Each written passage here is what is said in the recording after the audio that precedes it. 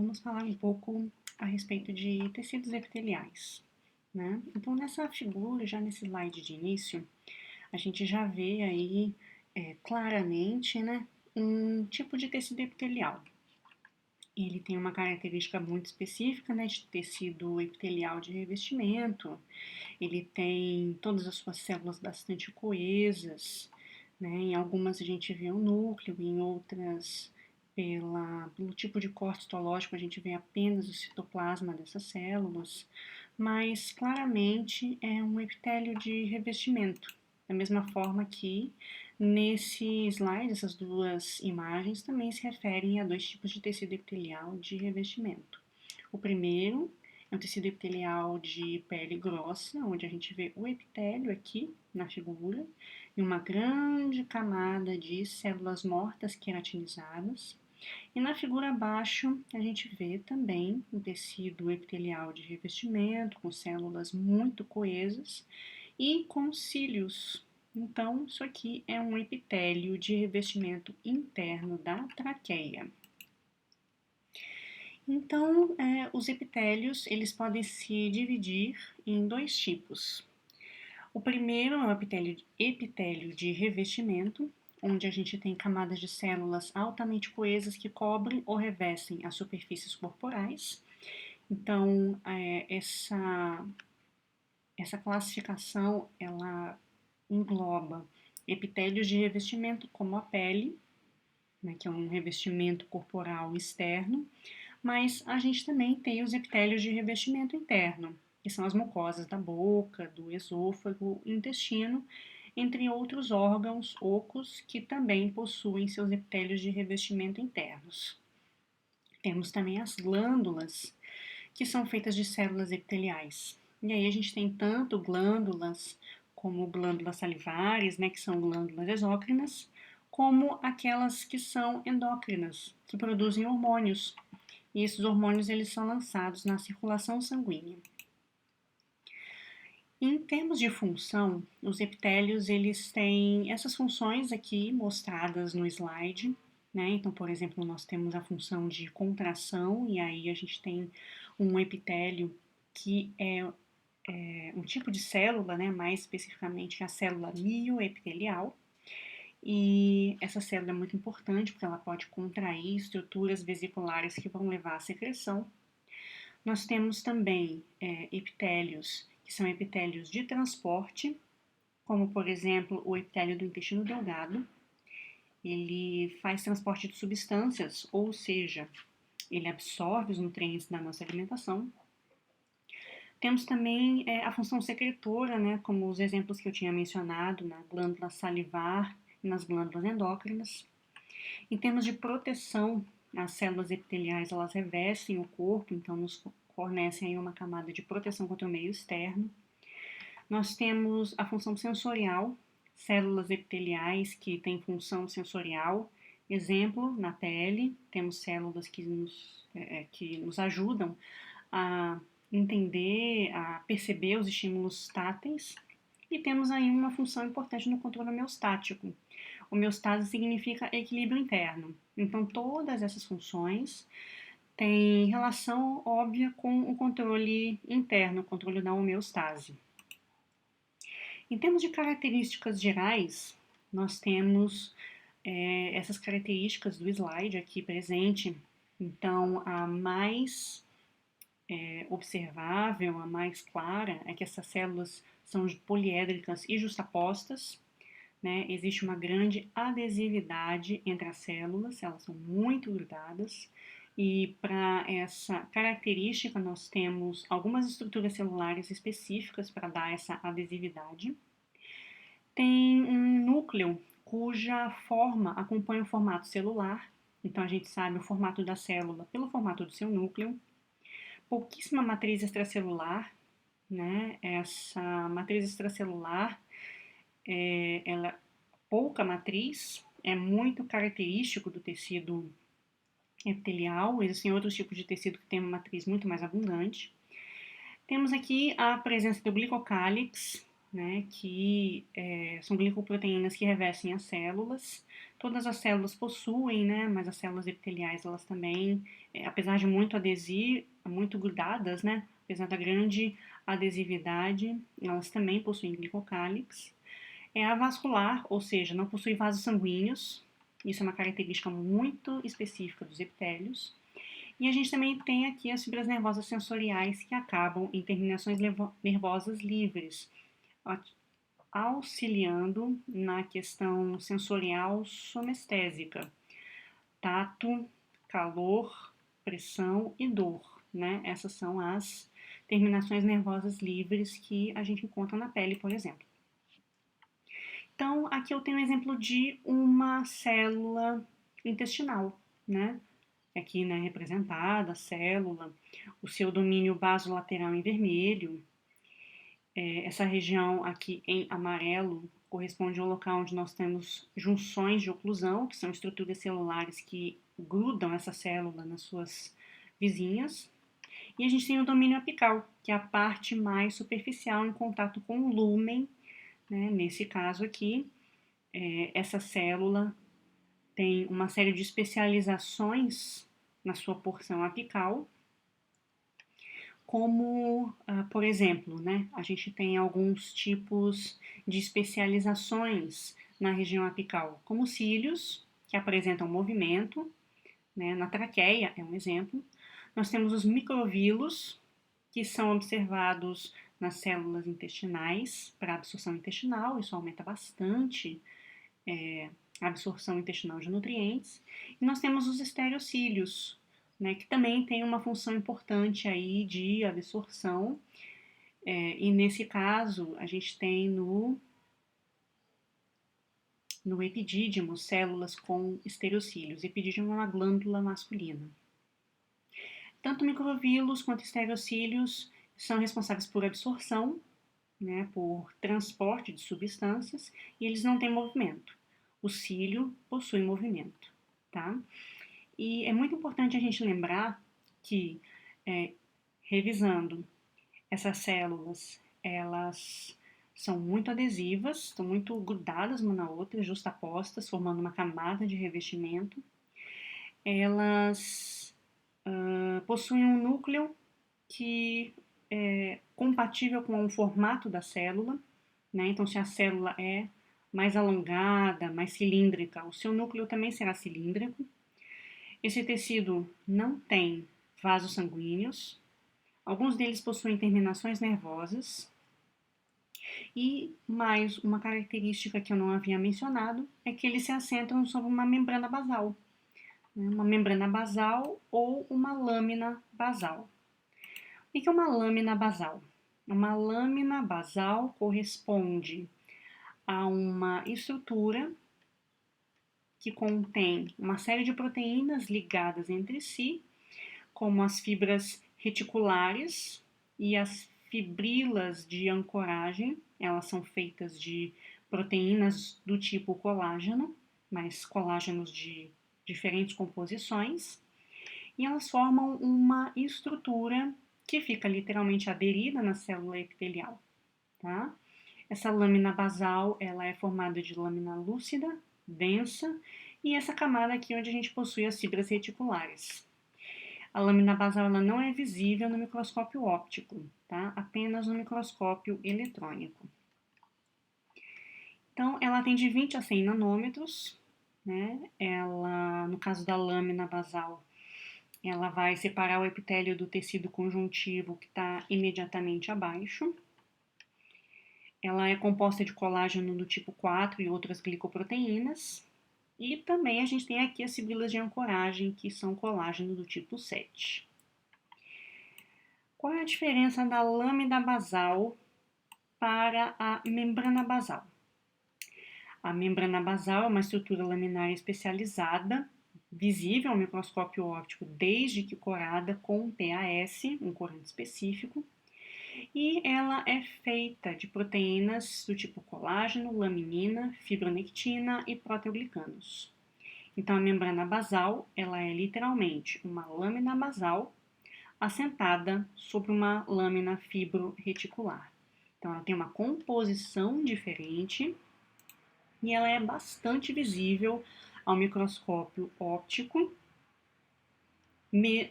após a coloração com PAS, tá? Um corante aí bastante específico para esse tipo de situação. Falando um pouco das junções intercelulares, que permitem a adesividade, a forte adesividade das células epiteliais, que, como a gente já mencionou, é uma característica desse tipo de tecido.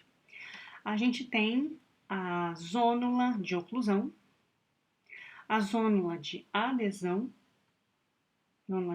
aqui, e o desmossomo, né? Então, zônula de oclusão, adesão e desmossomo. Então, para a gente observar aqui, ó, nesse pequeno esquema, nós temos aqui uma zônula de oclusão, que são proteínas específicas que circundam a célula inteira e a ligam fortemente às células laterais. A gente vê que o espaço entre as duas membranas é bem pequeno. Temos a zônula de adesão, onde o espaço entre as células é um pouco maior, mas também é uma cadeia de proteínas que liga as células às suas células vizinhas, né, de forma bastante aderida e circunda a célula inteira. Temos o desmossomo, que são desmossomos, que são placas proteicas que literalmente grudam muito uma célula na outra. E temos as interdigitações aqui também, tá? Então vamos para a zônula de oclusão. A zônula de oclusão é sempre a primeira, é a mais apical. Ela permite uma fusão muito próxima das membranas das células, né? Então, só explicando aqui essa figura, nós temos uma microscopia eletrônica de células que contém microvilosidades. Então, aqui nós temos uma célula e aqui outra. A gente vê na zônula de oclusão que o espaço entre as membranas é muito ínfimo. E essa zônula de oclusão, ela forma uma barreira que impede a passagem de moléculas por entre as células epiteliais. As zônulas de adesão, elas circundam a célula inteira, da mesma forma que a zônula de oclusão, e também contribui para a aderência entre as células, mas a gente vê uma discreta separação entre as membranas e um material um pouco mais eletrondenso dos dois lados da membrana, indicando que existem proteínas ali específicas que vão fazer a aderência dessa célula.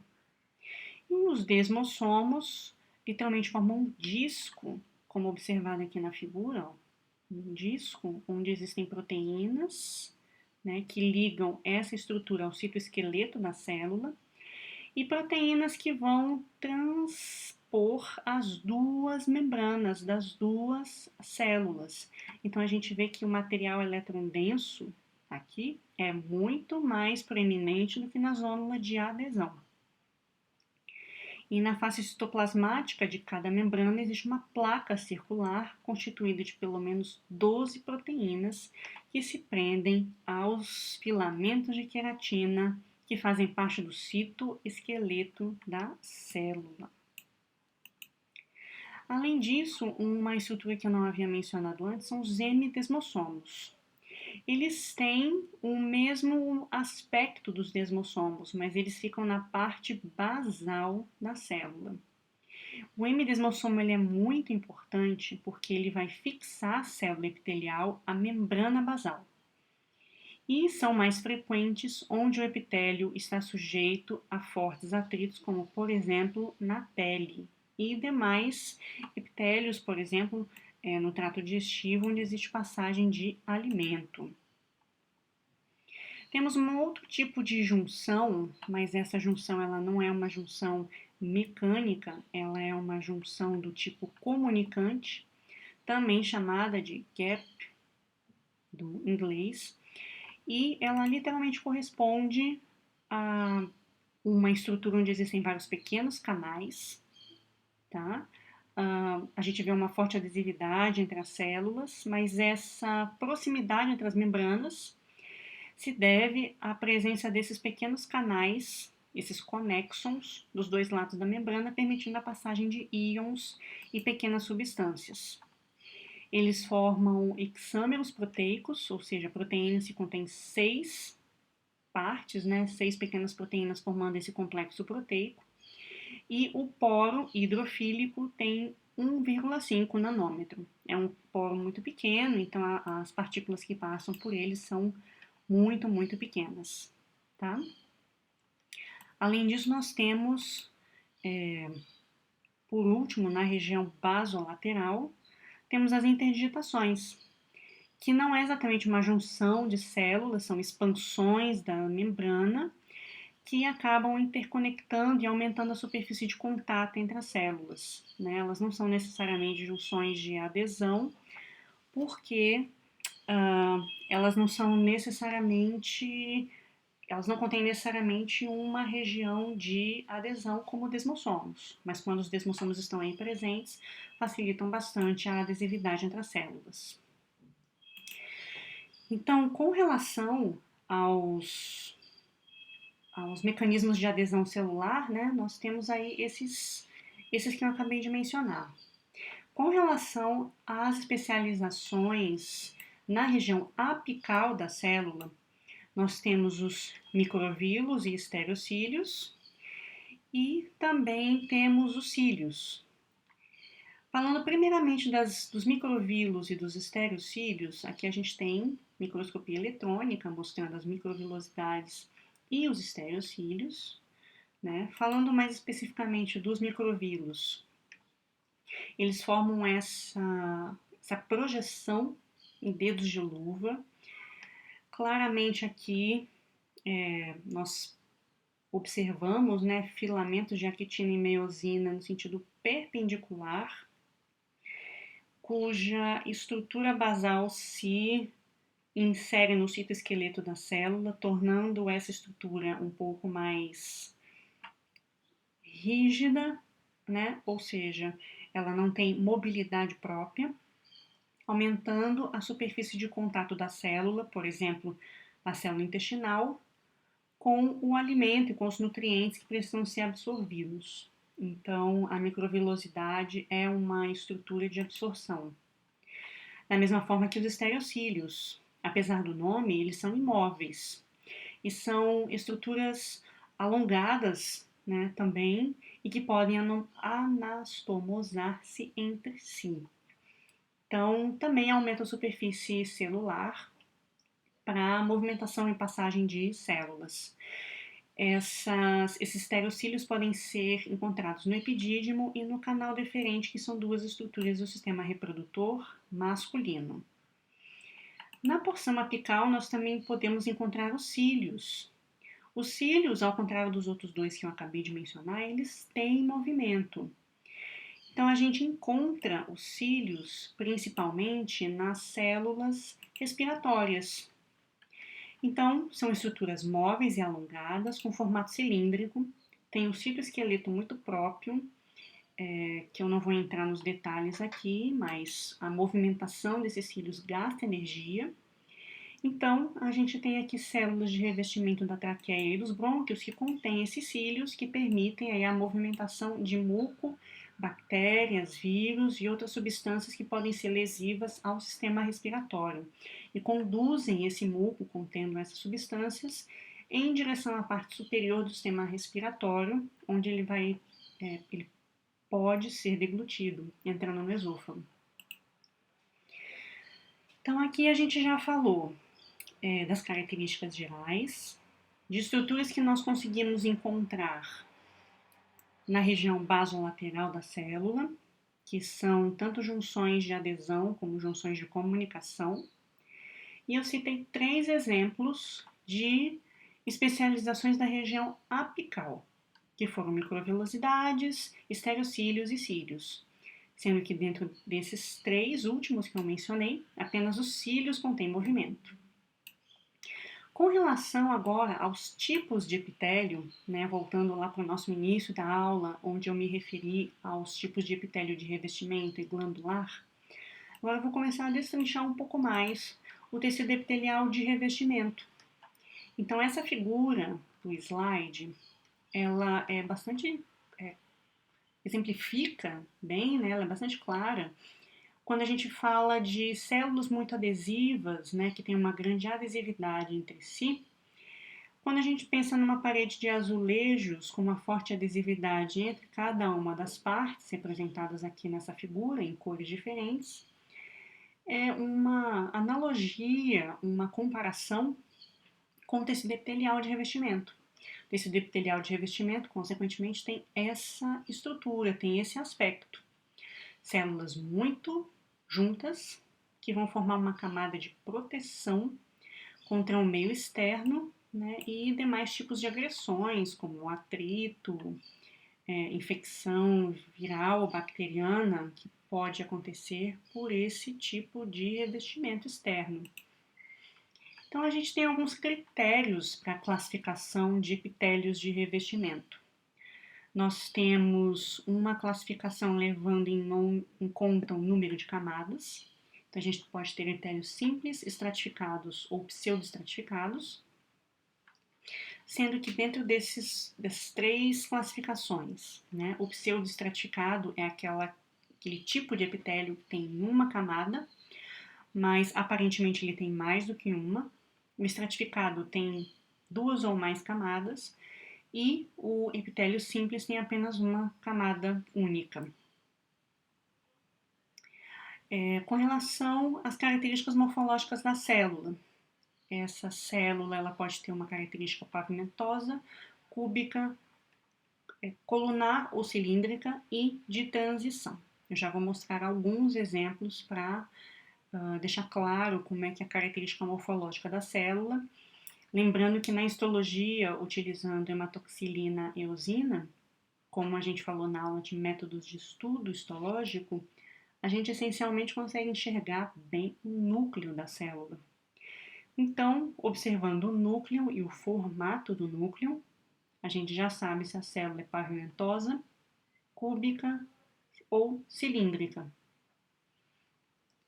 E a gente também pode levar em consideração a presença de alguma especialização na camada apical da célula, ou seja, se ela tem presença de cílios, estereocílios ou microvílulos, presença de células caliciformes, que são células que produzem muco, e presença de queratina nos epitélios queratinizados, como por exemplo a pele. Então, levando em consideração esses três aspectos, a classificação de fato dos epitélios de revestimento está sendo apresentada aqui nesse slide.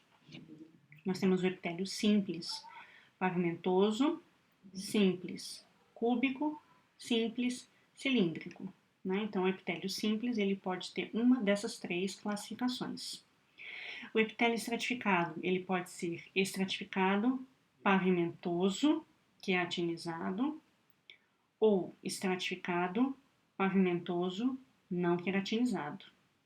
A presença de queratina ou não, basicamente significa se a gente tem que, nesse caso, né, do queratinizado, nós temos uma camada de células mortas com muita queratina. Enquanto não queratinizado, essa camada de células mortas, ela não existe. Então, aqui para exemplificar, né, o estratificado pavimentoso queratinizado é a pele. A gente também tem a classificação do estratificado cúbico, estratificado cilíndrico e estratificado de transição ou apenas epitélio de transição, como alguns livros trazem. A gente também tem o epitélio de revestimento pseudoestratificado, que é aquele tipo de epitélio que parece ter mais de uma camada, mas tem apenas uma. Então, a gente tem o epitélio de revestimento pseudoestratificado cilíndrico ciliado, ou seja, célula cilíndrica com cílios, ou epitélio de revestimento pseudoestratificado cilíndrico estereociliado. Então, agora eu vou começar a mostrar para vocês alguns exemplos. Aqui a gente tem um vaso sanguíneo, aqui a gente vê as hemácias, né, dentro, e esse pequeno epitélio de revestimento, a gente não vê muito bem na figura, mas no esquema aqui ao lado é bem fácil de ver. Aqui é o vaso sanguíneo, hemácia, e aqui nós temos um epitélio simples pavimentoso. Então, é a célula única, camada única, então é um epitélio simples, e o seu núcleo é achatado, ou seja, a célula é achatada. Então, é um epitélio pavimentoso. Aqui a gente está vendo um tecido renal, né, um túbulo renal. Então, nesse epitélio, tá? Observando aqui o esquema ao lado, que representa o corte histológico.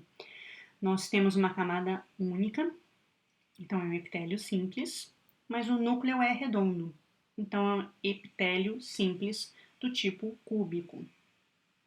E aqui, como o exemplo que eu já havia mencionado, é o intestino delgado.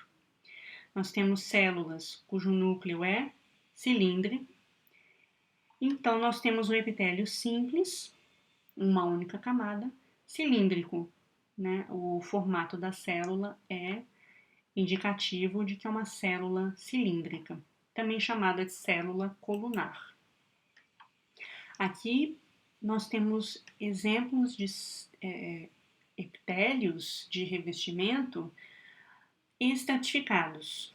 Por quê? Porque nós temos aqui a quantidade de núcleos empilhados nesse epitélio. E nesse epitélio, nós temos dois tipos de epitélios estratificados.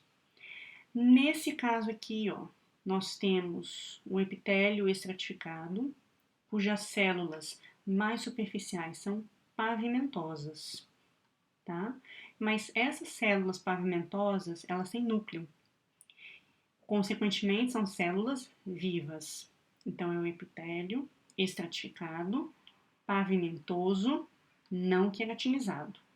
E o porquê não queratinizado? Porque são células vivas, elas têm núcleo.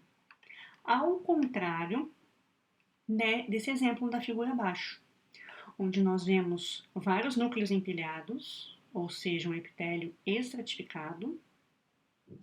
As células mais superficiais têm um aspecto pavimentoso, mas a gente já não vê mais núcleo. Então, são células mortas, queratinizadas.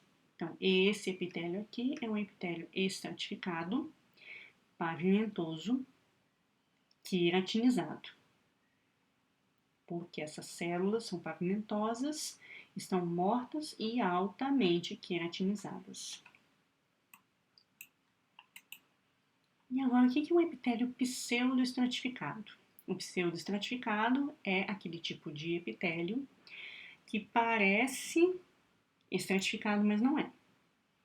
Ou seja, ele parece que tem mais de uma camada, mas possui apenas uma.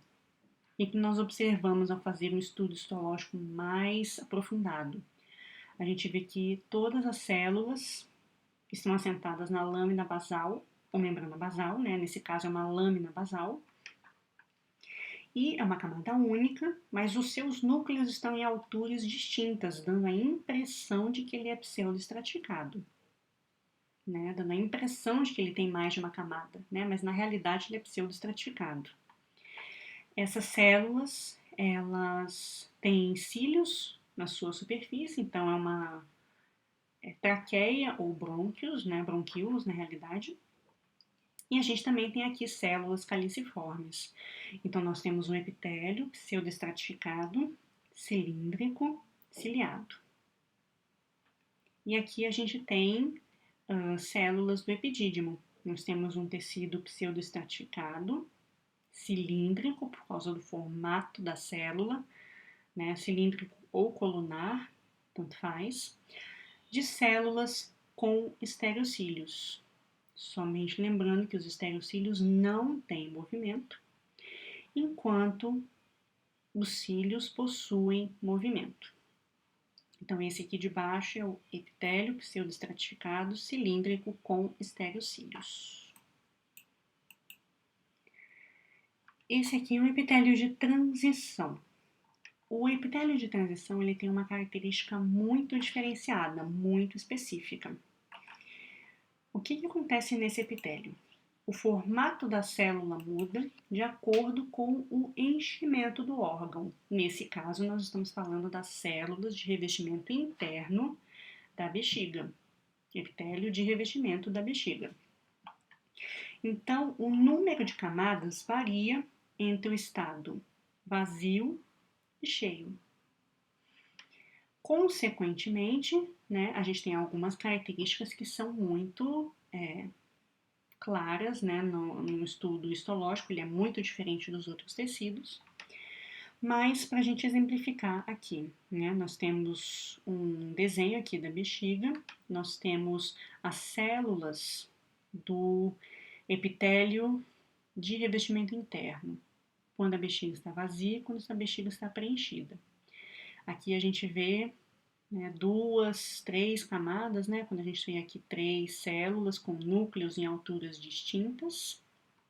E aqui quando a bexiga está preenchida, onde nós observamos claramente apenas 2 camadas, certo? Então, apenas para a gente fechar aqui essa questão, tá? Alguns exemplos de epitélios de revestimento.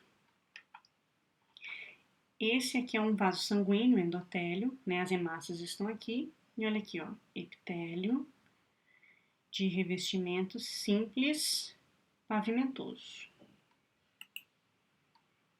Aqui temos o epitélio dos túbulos renais, isso aqui é uma estrutura do néfron que faz a produção da urina. E a gente vê claramente que as células têm uma camada única e com um formato mais circular, né? O núcleo é circular. Então, é um epitélio simples, cúbico. E aqui nós temos um epitélio simples, camada única, a gente vê todos os núcleos na mesma altura, mas com microvilosidades, né? Então, aqui a gente tem um epitélio simples, cilíndrico, com microvilosidades. Aqui nós vemos um epitélio pseudoestratificado, cilíndrico, ciliado, os cílios estão aqui em cima, né? E pseudoestratificado, que parece que tem mais de uma camada, mas na realidade tem apenas uma. Aqui temos um epitélio estratificado, várias camadas de células, né? Núcleos empilhados indicam que são várias camadas sobrepostas, mas a gente não tem uma camada queratinizada, então é um epitélio estratificado, pavimentoso não queratinizado.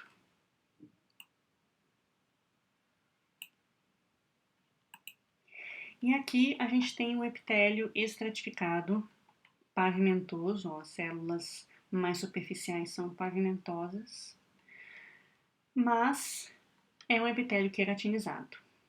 Então, epitélio estratificado, pavimentoso, queratinizado. Mais um exemplo de epitélio estratificado, ó, várias camadas, pavimentoso, não queratinizado. Não queratinizado significa que não temos células mortas queratinizadas na parte mais superficial.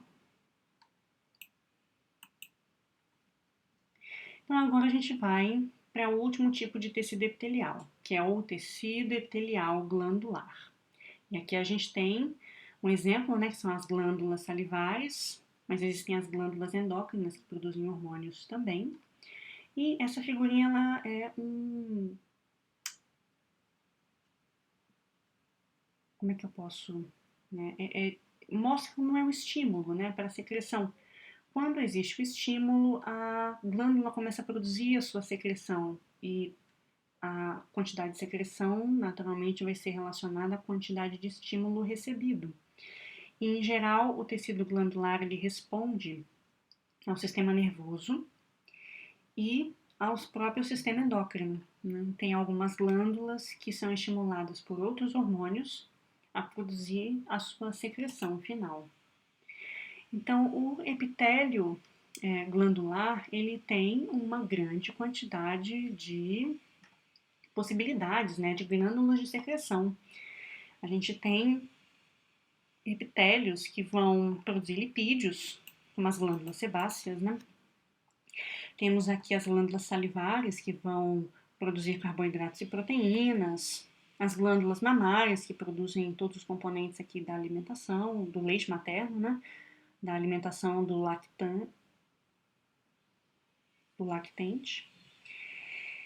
Temos o pâncreas produzindo proteínas, que são hormônios glândulas sudoríparas que vão transportar substâncias como água e sódio do sangue para produzir o suor.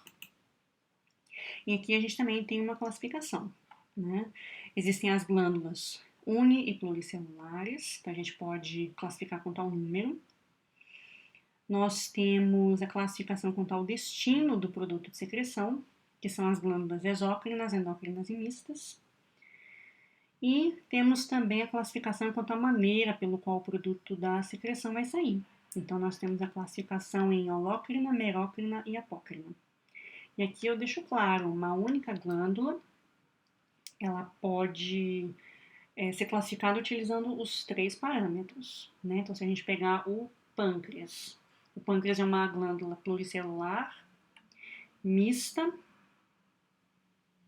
merócrina, por exemplo, tá? Então, vamos aqui quanto à classificação, né? Como é que a gente vai conseguir visualizar melhor essa classificação dos tecidos epiteliais glandulares. Nós temos aqui uma glândula unicelular e uma glândula multicelular. Então, exemplos, né, de uma glândula unicelular. A célula caliciforme. Essa célula caliciforme, ela se encontra no tecido respiratório e no sistema digestivo. Ela produz muco. Ela é uma glândula unicelular. E aqui do lado, né, do nosso lado direito, a gente tem as glândulas esofágicas que produzem, por exemplo, muco. Né? Então, aqui a gente tem um conjunto de células que vai fazer esse produto de secreção. Nós temos também a segunda classificação, quanto ao destino do produto que vai ser secretado. Então, nós temos as glândulas exócrinas, né? E aí, como eu já havia mencionado, né? Eu estou dando para vocês aqui um exemplo de glândula exócrina, que são as glândulas salivares, mas existem vários outros tipos de glândulas exócrinas.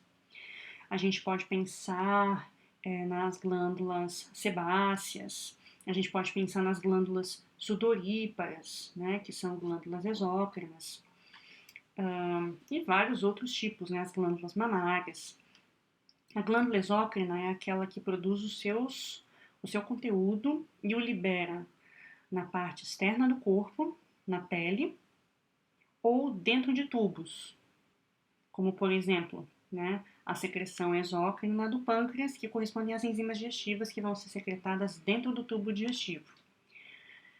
Já a glândula endócrina, ela é um pouco diferente, porque ela não tem um ducto de saída, ou seja, o produto secretado vai ser lançado no sangue. Então, a glândula endócrina, ela vai produzir hormônios que serão lançados no sangue, e ela tem 2 tipos de formatos estruturais, que são as glândulas vesiculares, também chamadas de foliculares. Então, nessa figurinha aqui, nós temos um exemplo de glândula folicular, que é a tireoide. A tireoide é uma glândula folicular. E aqui, como um exemplo de glândula cordonal, a gente tem as paratireoides. Né? Então, quanto à estrutura histológica, uma glândula endócrina pode ser folicular ou cordonal, né? E a diferença histológica é bem clara. Na tireoide, nós temos essas estruturas circulares e o seu produto de secreção passará por essas células aqui, ó, epiteliais, e vai chegar no sangue, aonde ele vai alcançar os seus tecidos-alvo, né? O hormônio da tireoide alcançará seus tecidos-alvo, que são tecidos que possuem receptores para esse tipo de hormônio. E já a paratireoide, ela não tem o mesmo formato. A gente vê aqui os vasos sanguíneos, mas as células têm um formato, né, a adesividade entre as células. A adesividade entre as células é diferenciada, né? Não tem esse formato folicular, são células um pouco mais soltas. E a gente tem a classificação de glândula mista. Na glândula mista, essa glândula, especificamente aqui é o pâncreas, ela tem 2 porções, uma porção exócrina e uma porção endócrina, tá? Então, revisando, Quanto ao destino do produto da secreção, nós temos as glândulas exócrinas, tá? Mostrando aqui novamente para vocês, exócrinas. Elas têm um ducto de saída, onde elas vão alcançar a pele ou tubos internos, como o tubo digestivo, a boca, né, que faz parte do tubo digestivo. Temos as glândulas endócrinas, cujo produto será lançado no sangue. E temos as glândulas mistas, que tem uma porção exócrina e uma porção endócrina. Como eu tinha mencionado, essa figurinha aqui é o pâncreas. Então, aqui é a porção exócrina, produz enzimas digestivas que serão lançadas no tubo digestivo. E nós temos a porção endócrina, que produz hormônios, como a insulina, e que será lançado no sangue. E por último, nós temos aqui quanto à maneira pela qual o produto da secreção sai da glândula. Isso aqui é uma classificação bastante interessante, né? Porque dificilmente a gente acaba falando com muita frequência, né? Mas quando a célula ela exocita, ou seja, ela libera essa vesícula aqui, ó, através do citoplasma, a vesícula se funde ao citoplasma, liberando seu conteúdo para fora. A gente tem uma glândula merócrina. Quando nós temos aqui uma glândula que faz a liberação dessas vesículas contendo a secreção, porém leva junto uma parte do citoplasma, ó, a vesícula sai juntamente com uma parte do citoplasma da célula, nós temos uma glândula apócrina. E aí a gente tem um exemplo bastante interessante de glândula apócrina, que são as glândulas mamárias. Aqui a gente vê, ó, por exemplo, células epiteliais liberando o seu conteúdo, que vai formar o leite materno, juntamente com partes do citoplasma da célula. Então, a glândula mamária é uma glândula apócrina. E a gente tem uma glândula que também pode ser classificada como holócrina, que, né, o exemplo mais clássico é a glândula sebácea, onde a secreção ela é composta pelo conteúdo produzido pela célula, mais a própria célula. A célula inteira se libera, ela é liberada pela glândula e toda essa estrutura vai fazer a secreção final, tá? Então, como controle dessa secreção glandular, nós temos o sistema nervoso, por meio dos neurotransmissores, que vão inervar essas glândulas e estimular ou inibir a liberação da secreção. E aí, tanto faz se é exócrina ou endócrina, você sempre tem ali um sistema nervoso inervando e fazendo o controle dessa secreção. E também o próprio sistema endócrino, através de hormônios, consegue controlar a secreção glandular. Então, é muito importante a gente lembrar disso, né? Porque, por exemplo, as glândulas salivares, elas diminuem a produção de saliva quando a gente fica muito nervoso por estímulo do sistema nervoso. Então, realmente é importante a gente lembrar de algumas dessas questões. A gente vai estudar depois o sistema endócrino. E aí eu deixo para vocês aqui duas referências de estudo, que são Junqueira e Carneiro, né, Histologia Básica, e o Gartner, que é o Tratado de Histologia. Muito obrigada e até a próxima!